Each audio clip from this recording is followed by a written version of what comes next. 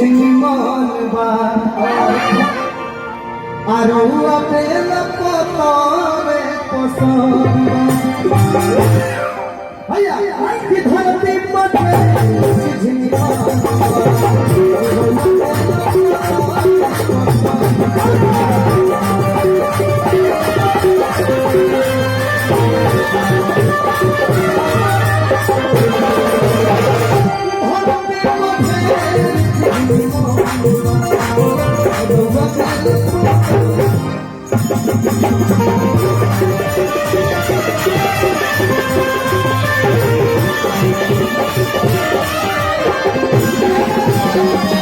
जब हाई फेंका जाए कन्हैया जरा पीछे हाई फेंका कैसे कि धरती पर ढेर चीज निमान बा लेकिन इनका पेड़ के पतइये पसंद लेकिन हे पर चले के बाद कि बाबा हो बाबा हो बाबा हो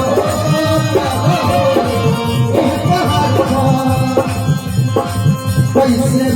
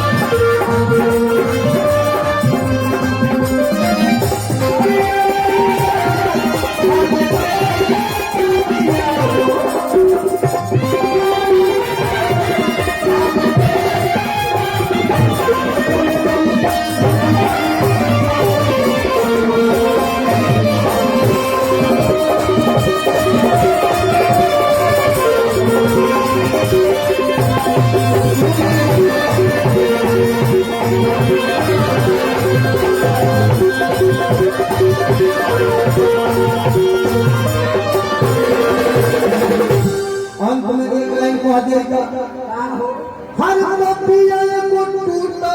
ही पलानी कल से रवा भी अपने को टूटा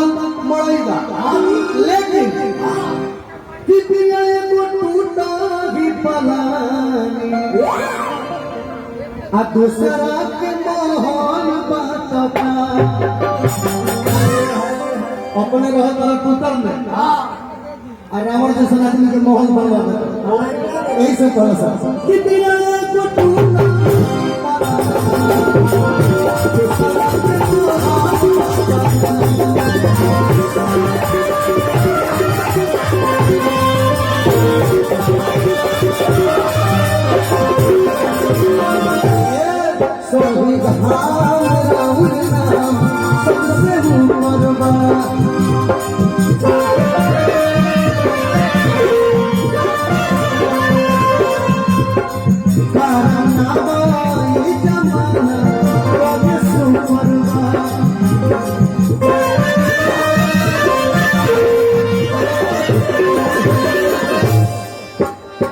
क्वालिटी देखो